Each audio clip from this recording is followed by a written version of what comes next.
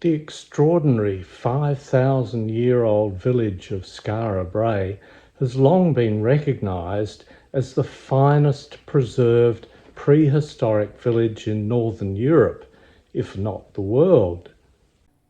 Readily accessible from Kirkwall Airport and the town of Stromness, Skara Brae is deservedly the top attraction for visitors in the Orkney Islands, and the sixth most visited heritage site in all of Scotland.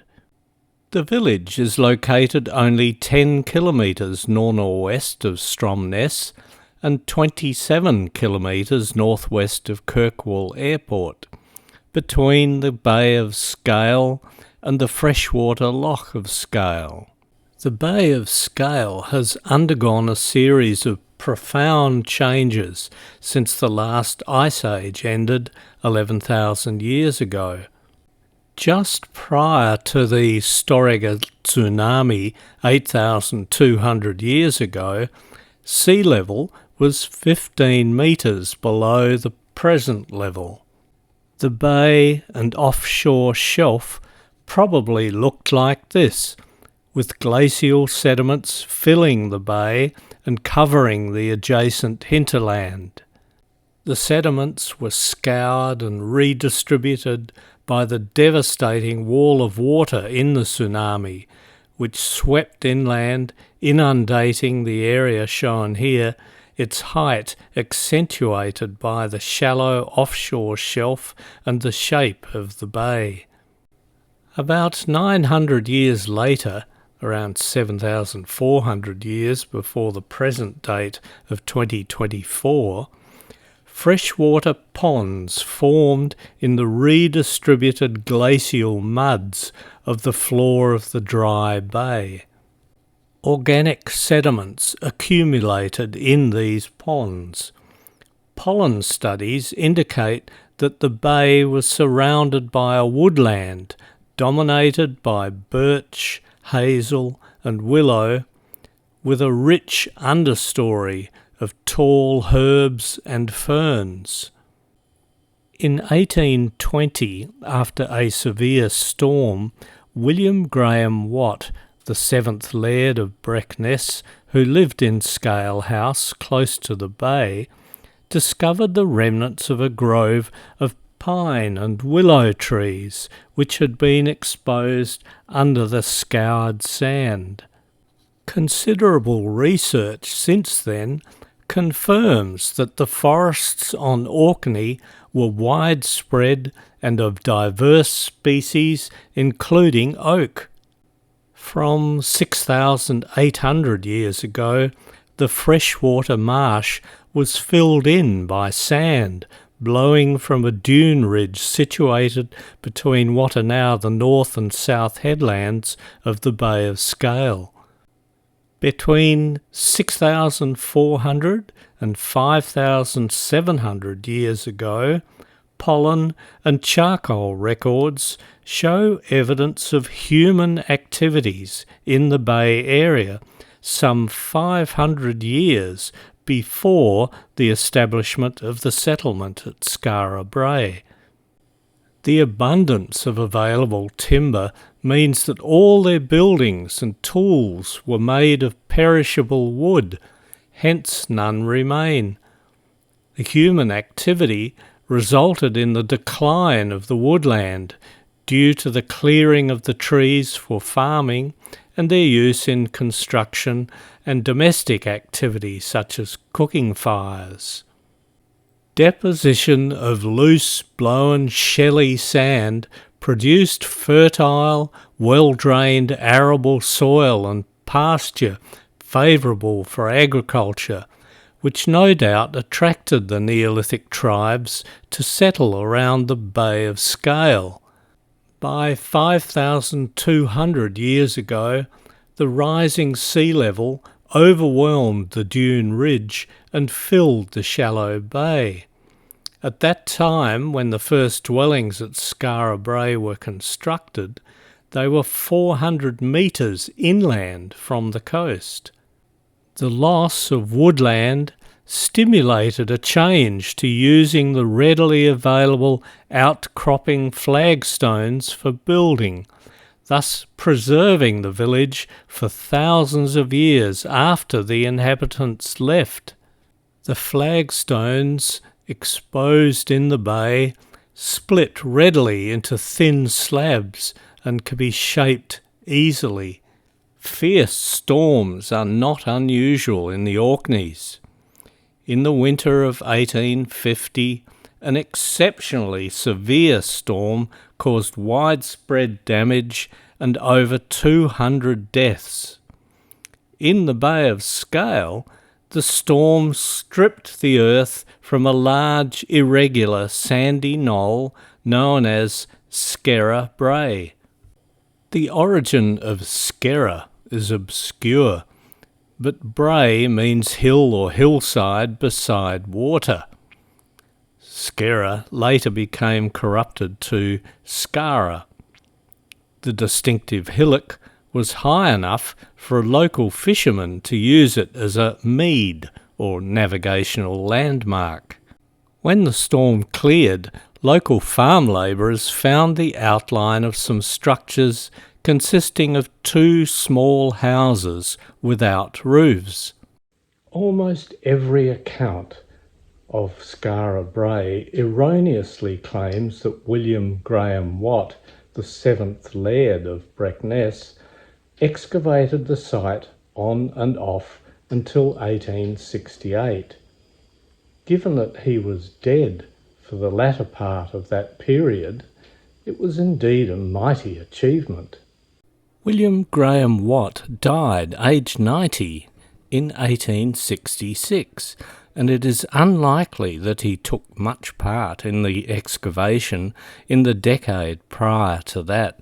Thanks to diligent and thorough research conducted by Patricia Long of the Orkney Tourist Guides Association, a more likely account has emerged. Yes, the 7th Laird lived in Scale House, only 250 metres from Skara Brae.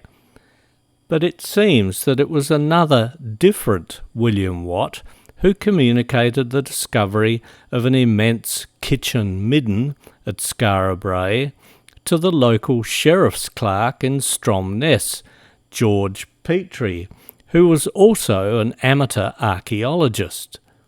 Petrie passed on news of the discovery and initial finds to Daniel Wilson, the secretary of the Society of Antiquaries of Scotland, just in time for it to be mentioned in the first edition of Wilson's book Prehistoric Annals of Scotland, published in 1851. This was the first published announcement of the discovery of Skara Brae. The Proceedings of the Society of Antiquaries of Scotland has 3 papers on the discovery of Skara Brae.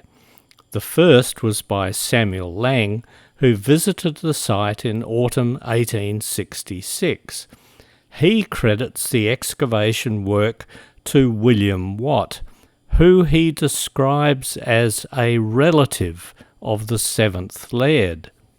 A year after Lang, George Petrie presented a report in 1867 to a meeting of the Society of Antiquaries of Scotland, which was subsequently published in Volume 7 of their Proceedings.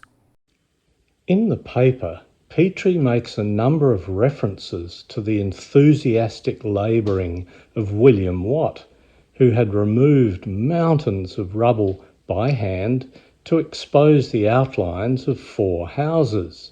It is hard to imagine a merchant like the 7th Laird in his 80s, unused to manual labour and busy running his business in Stromness and his farm at Scale, wielding a shovel and wheelbarrow and scrambling about some very unstable masonry at Skara Brae.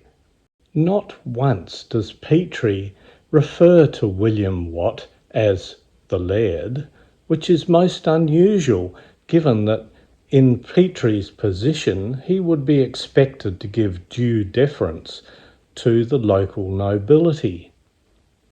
I imagine the laird just wandered over occasionally to see how things were going and poke at various objects with his walking stick. Patricia Long discovered that the seventh laird had 4 children prior to his marriage in 1811 to Anne Traill. One was named William Watt, born in 1802. His birth certificate lists his parents as William Graham Watt and Janet Inkster. Subsequent to his marriage to Anne Traill, the seventh laird had another son and legitimate heir, born in 1815. To add further confusion for genealogists, he also named this son William Watt Graham Watt. William W.G. Watt became the 8th laird in 1866. When Skara Brae was first revealed in 1850, William W.G. Watt was recently married and busy managing his farm in Keirfjord, a considerable distance from Skara Brae, so he is also an unlikely candidate to be labouring at Skara Brae. In 1848, the 7th laird had bequeathed to his illegitimate son William an annual sum of £10 plus free board at Scale House, so long as he chose to remain a clerk in the house.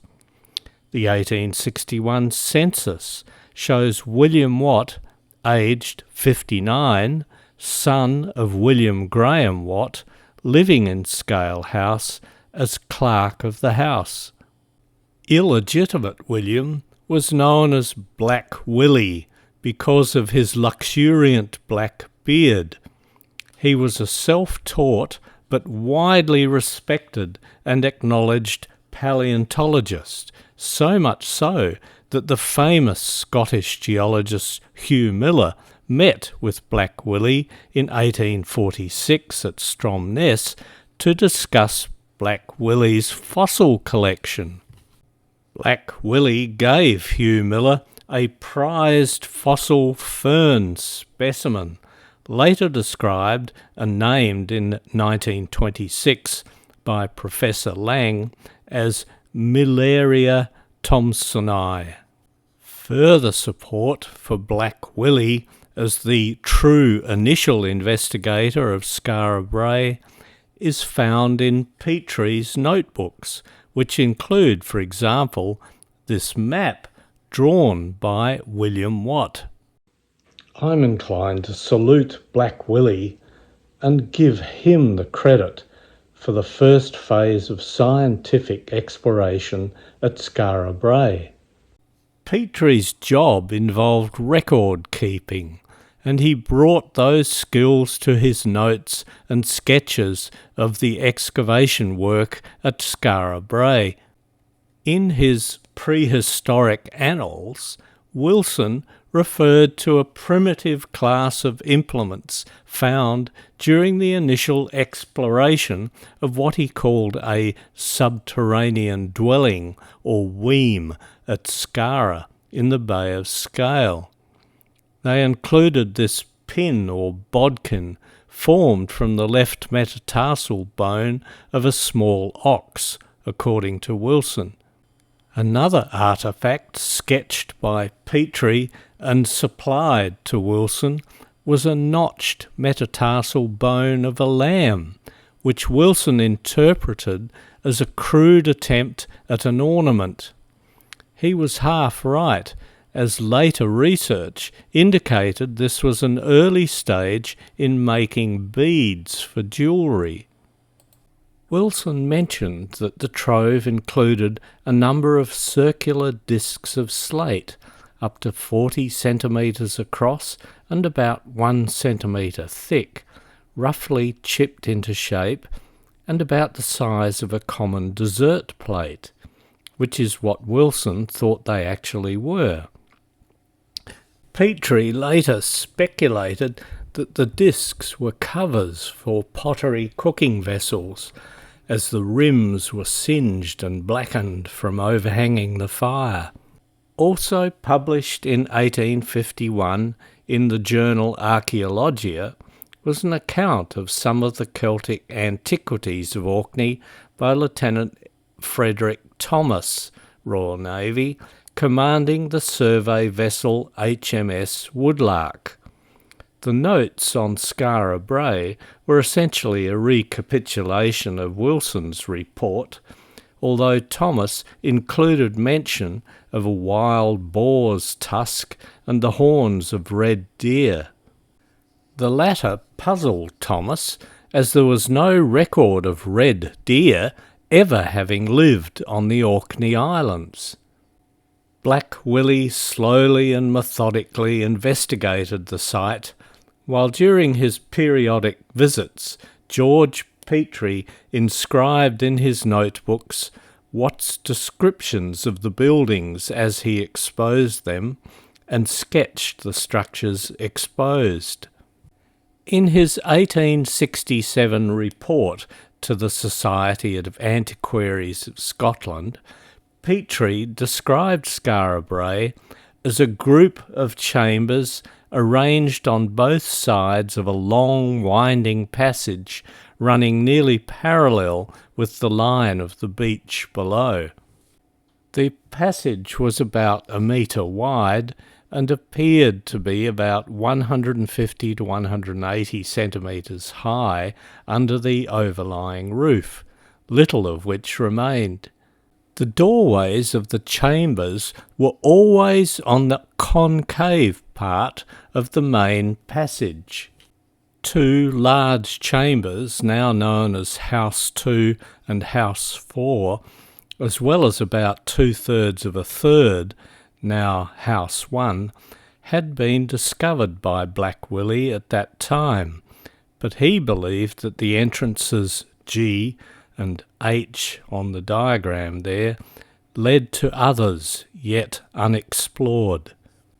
House 4 was entered from the passageway by a gallery marked B on the diagram, about 3.6 metres long, 75 to 110 centimetres wide, and about 1.1 metres high.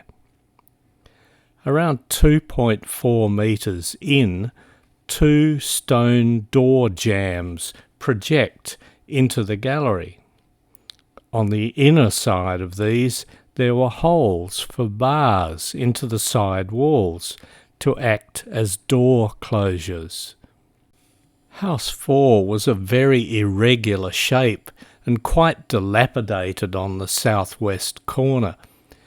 When the sand was cleared out, the floor was found to be marked out into compartments by stones of various sizes set on edge into the floor, projecting up to 60 centimetres above the floor line. The stones at the point F on the diagram marked the hearth, as they enclosed a pile of ashes mixed with fragments of burnt bones. 3 stone boxes were sunk into the floor, the edges being fitted tightly with some care. A large enigmatic stone slab, about 1.6 metres high, stood on end at an angle in the east wall of the house. Did it have some sort of ritual significance? In the south corner of House 4, a little above the level of the floor, is a small cell marked D, about 1.3 metres in diameter and about 1.3 metres high.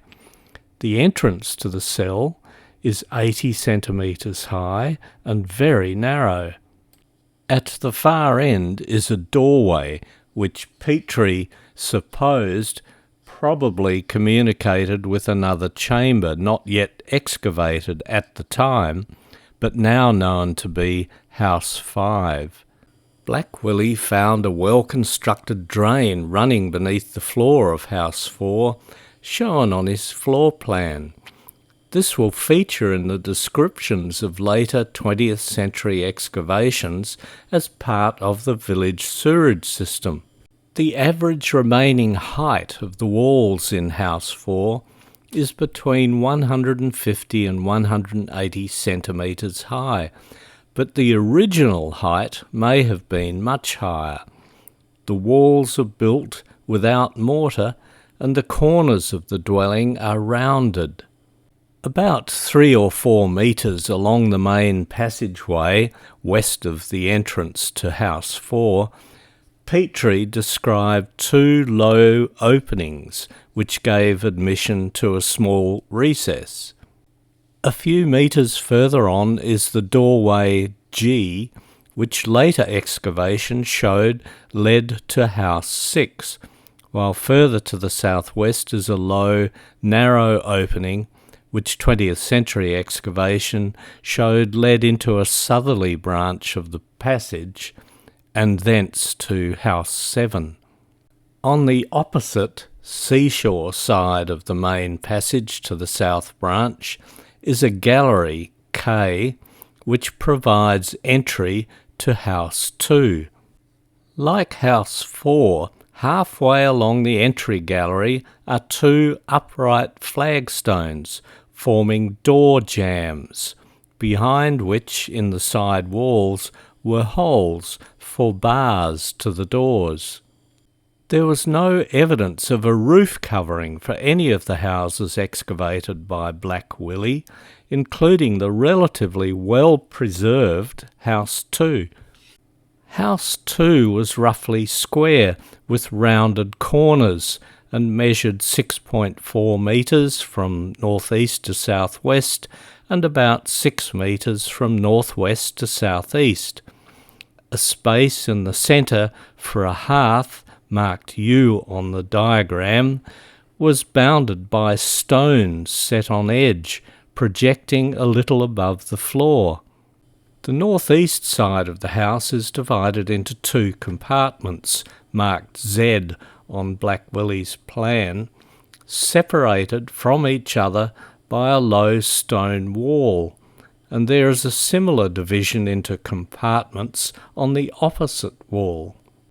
In the latter space, a very thick rude clay urn was found, which Petrie speculated might be some kind of funerary urn containing the ashes of departed relatives of the inhabitants. There was also a doorway, N, which Petrie thought might lead to another house.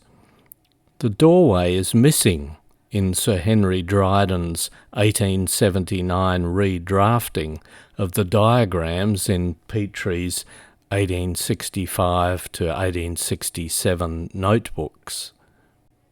Even the enormously talented archaeologist and draftsman Henry Dryden must have been tearing his hair out at the difficulty in reconciling the sketches of Petrie with the ground truth. Nearby was a recess in the wall, about 1.2 metres above the floor, in which Black Willie found a stone axe head, with another similar recess on the opposite wall. Petrie recorded a curious structure on the northern wall, which he speculated might have been a bed, albeit a very uncomfortable one.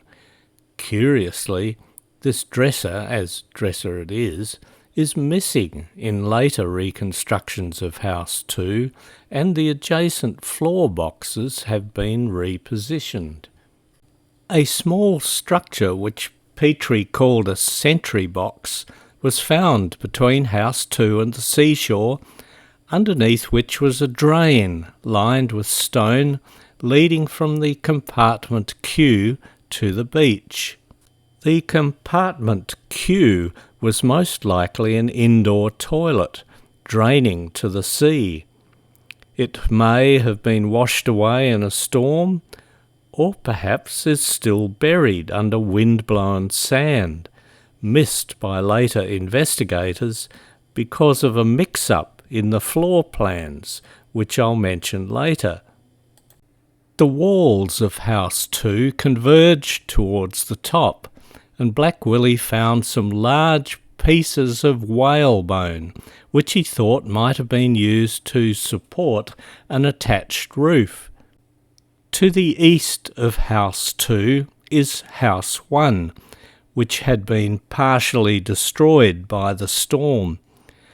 The usual gallery and doorway, this one marked V, led to this house.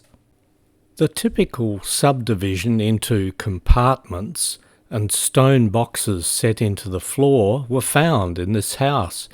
A small stone cup was found in one box and another found lying outside another box, together with a stone ball decorated with knobs, now in the Stromness Museum.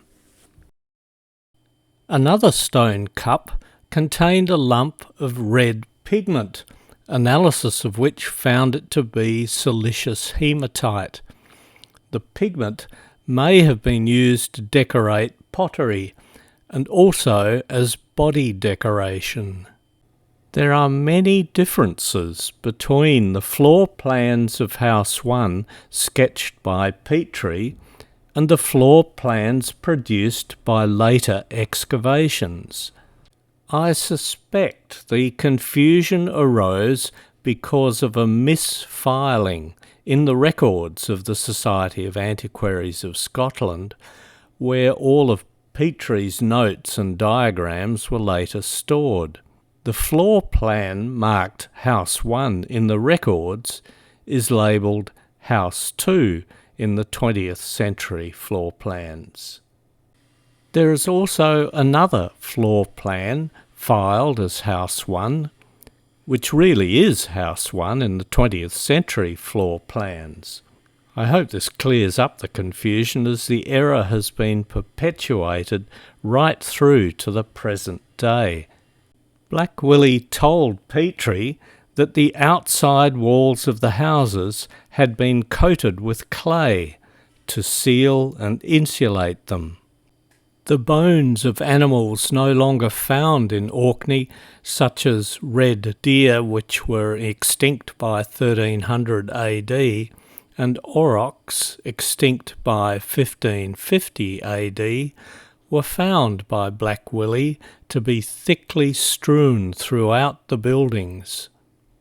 Other animal bones included those of horses, fish including cod, while many had been crafted into implements of various kinds and also decorative jewellery. Petrie reported that Black Willie had found a human skeleton lying on its face, head to the north, in the sand cover above the hearth in House 2. The skull of the skeleton was examined by Petrie. The forehead was low and receding, while the nasal bones were quite high.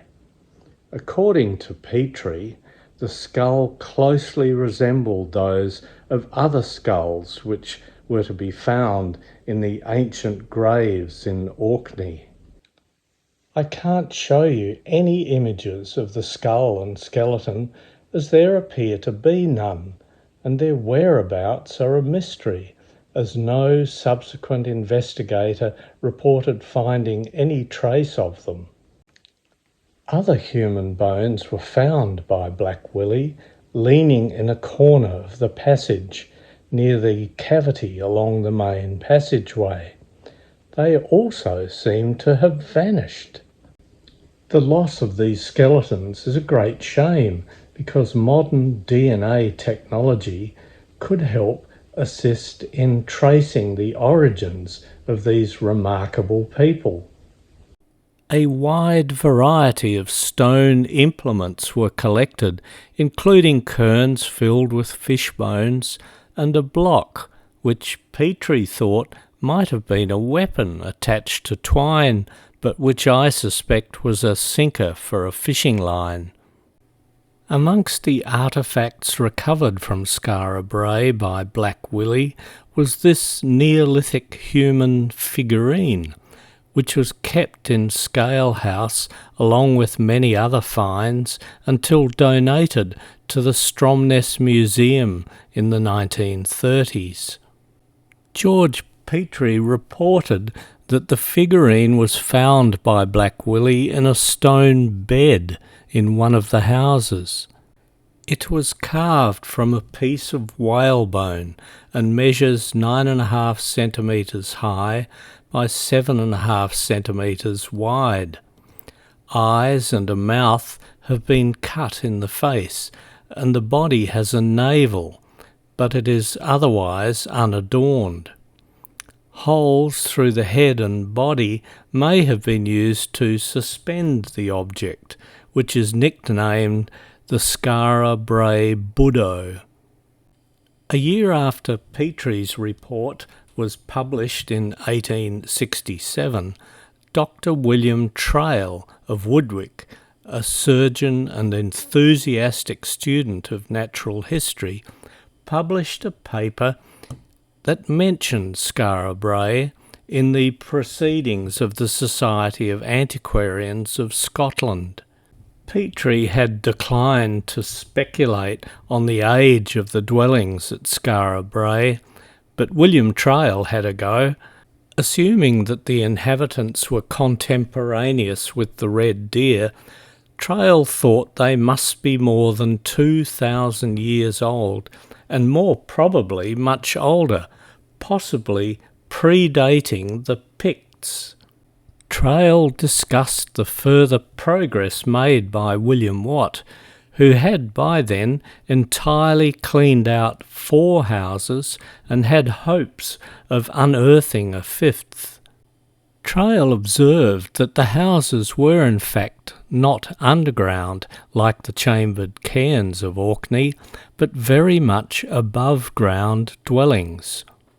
He noted the presence of fossilised dog dung in the houses, concluding that the dogs must have been domesticated and living with their owners in the houses.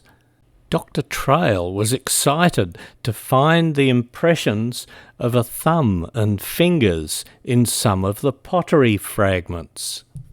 He believed that the bone scrapers were used for dressing skins, commenting that they resembled those in current use by the Eskimo. Black Willie had found 26 small bone pins collected together in a corner of one house, evidently laid aside for use. While Dr. Trail was a guest in Scale House during the summer of 1867, a year after the death of the 7th Laird, Black Willie discovered more than 1,000 beads made of various animal bones, including a few ivory beads made from whales' teeth and some bone dice. While the use of knuckle bones for gaming dates from much earlier than Skara Brae's 5,000 years ago, these are the first known examples of the placing of dots on the sides of bone dice, making them the original random number generators, and thus creating a whole new world of gaming. This notched bone was probably an early stage in the manufacture of dice at Skara Brae. With the death of the 7th Laird, the funding for the excavation ceased, as the 8th Laird had no interest in the site. Black Willie soldiered on until the end of summer 1868, but was forced to give up due to lack of funding. Skara Brae lay dormant for the next 50 years, apart from a brief examination by William Balfour Stewart during August 1913, while he was the tenant of Scale House. Stewart was a Fellow of the Society of Antiquaries of Scotland and accompanied by the renowned archaeologist Sir William Boyd Dawkins, a Doctor of Science, Fellow of the Royal Society, and Professor of Geology at Manchester University. The pair made a joint report to the Society of Antiquaries of Scotland, which was published in the Proceedings in 1914.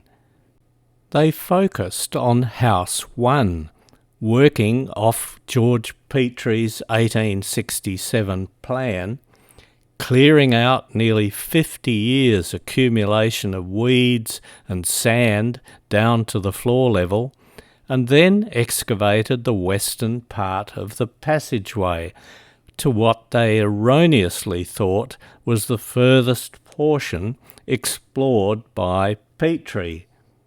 From this point, the pair found a northerly branch off the main passageway, still complete with its roof and the entrance to another, rediscovering the eastern side of House 2. Their measurements, if they took any, were way out of whack. They could not locate Petrie's watch chamber in House 1, which is no surprise since it in fact belonged to House 2. A large quantity of limpet shells were piled above the hearth, and on the seaward side 120 ox and 8 red deer bones were found, along with what Stewart called a stone saw, and the rib of a whale, broken at each end, measuring 160 centimetres in length. A spherical ball of basaltic rock, inscribed with rectilinear patterns, was retrieved from above the dresser at the northern end of House 1.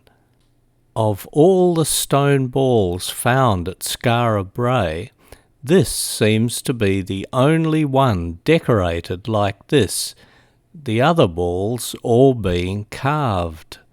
Stewart reported that he found a great number of split pebbles adapted for use as knives or scrapers. Stewart and Dawkins donated all their finds to the National Museum of Antiquities of Scotland. When I started on this journey through Skara Brae, I thought it would only be a short one and maybe accomplished in less than an hour. But as more and new information came to light, I realised that I'm going to have to break this journey into several segments. And so we'll finish this one here. The next one will deal with Professor Child and the skeletons in the closet. Back soon.